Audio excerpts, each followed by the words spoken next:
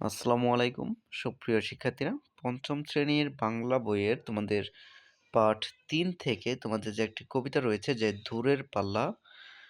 এই কবিতাটি লিখেছেন সত্যেন্দ্রনাথ দত্ত এবং এখান থেকে যে কাজগুলো রয়েছে, প্রশ্নগুলো রয়েছে, সব প্রশ্নগুলো আজকে আমরা সলভ করব, দেখব যে আসলে উত্তরগুলো কি হয়। এখন আমরা একটু কবিতাটি আবৃত্তি করি। যেমন এখানে দূরের পাল্লা সত্যেন্দ্রনাথ দত্ত কবিতাটি লিখেছেন।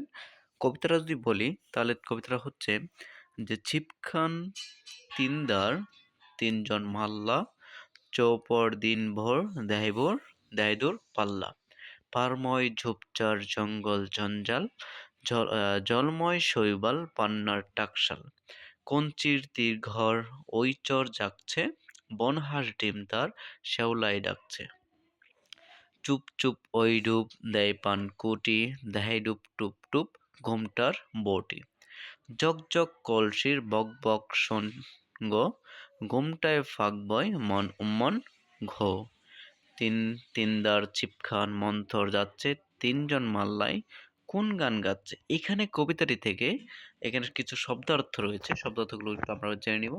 যে শব্দার্থগুলো যেমন উন্মন, এটা অর্থ হচ্ছে উদাস বা আনমনা। চৌপর অর্থ হচ্ছে চার প্রহর। ছিপ অর্থ হচ্ছে সৌর নৌকা। জঞ্জাল অর্থ হচ্ছে আগাছা। টাকশাল অর্থ হচ্ছে টাকা তৈরির কারখানা। তীরগড় অর্থ হচ্ছে নদীর তীরের ঘর। দ্বার অর্থ হচ্ছে বৈঠা। দিনভর অর্থ হচ্ছে সমস্ত দিন। পারময় অর্থ হচ্ছে পার জুড়ে। পানকড়ি অর্থ হচ্ছে পানকড়ি পাখি। পান্না অর্থ হচ্ছে সবুজ রঙের দামি রত্ন। মন্থর অর্থ হচ্ছে ধীরে। মাল্লা অর্থ হচ্ছে মাঝি। এরপরে যে কাজগুলো রয়েছে, এখানে রয়েছে কিছু শব্দ দিয়ে বাক্য গঠন। শব্দ দিয়ে বাক্য গঠন লিখতে হবে। যেমন আমি তোমাদের জন্য এখানে কিছু শব্দ দিয়ে বাক্য গঠন তৈরি করেছি। যেমন এখানে দিনভর, দিনভর দিয়ে বাক্য গঠন হবে যে সে দিনভর পড়াশোনা করে পরীক্ষার প্রস্তুতি নিয়েছে। জঞ্জাল দিয়ে যদি বাক্য গঠন হয় তাহলে ভাবে বাড়ির আশেপাশের জঞ্জাল পরিষ্কার রাখা আমাদের দায়িত্ব।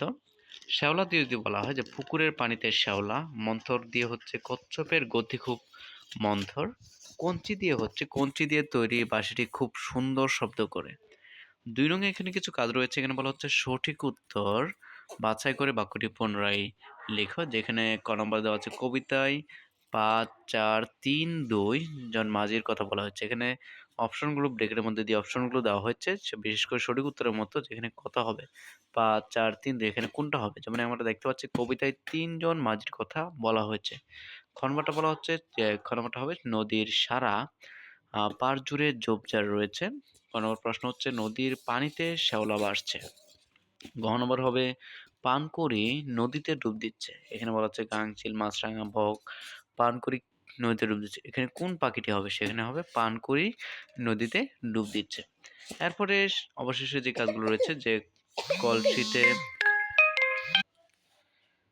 এখানে রয়েছে কলসিতে হাঁড়িতে বালতিতে মগে পানি ভরার বক বক শব্দ শোনা যাচ্ছে। এখানে কোনটি হবে, যেমন এখানে হবে কলসিতে পানি ভরার বক বক শব্দ শোনা যাচ্ছে।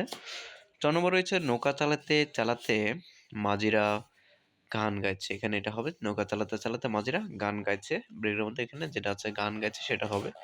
৩ নম্বর এখানে কবিতাটি হাতে তালি দিয়ে একসাথে বলতে বলা হচ্ছে, মানে আবৃত্তি করে বলতে বলা হচ্ছে। এখানে ক নম্বর প্রশ্ন রয়েছে, এখানে প্রশ্নগুলো যে ক নম্বর রয়েছে বনহাঁস কি করছে, বনহাঁস ডিম আর শ্যাওলতা চাপছে। খ নম্বর প্রশ্ন হচ্ছে নৌকায় যেতে যেতে মাঝিরা কি কি দেখছে, মাঝিরা ঝোপঝাড় শ্যাওলা পানকুড়ি বনহাঁস কলসির শব্দ দেখতে ও শুনতে পাচ্ছে। গ নম্বর প্রশ্নটা হচ্ছে যে ঘুমটা দেওয়া বউটি কি করছিল, যে গ নম্বর প্রশ্নটা এখানে হচ্ছে ঘুমটা দেওয়া বুড়িটি নদীতে বোর দিচ্ছিল। ঘ নম্বর প্রশ্নটা হচ্ছে যে শৈবালকে কেন টাকশাল বলা হয়েছে। গ নম্বর প্রশ্ন হচ্ছে শ্যাওলা পানির উপর চওড়া ও সমতলভাবে ছড়িয়ে থাকায় তাকে টাকপালা বলা হয়েছে। গ নম্বর প্রশ্নটা হচ্ছে কবিতাটি পড়তে ভালো লাগে কেন, যে কবিতাটি প্রকৃতির সুন্দর দৃশ্য শব্দ ও ছন্দ থাকায় পড়তে ভালো লাগে।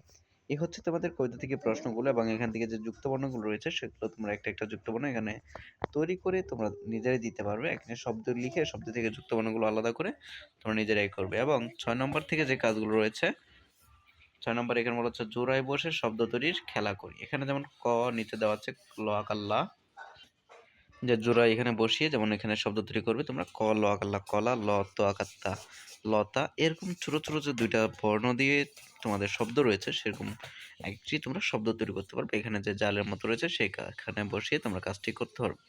তো thank you so much everyone, আজকের জন্য এখানে আজকের জন্য বিদায় নিচ্ছি।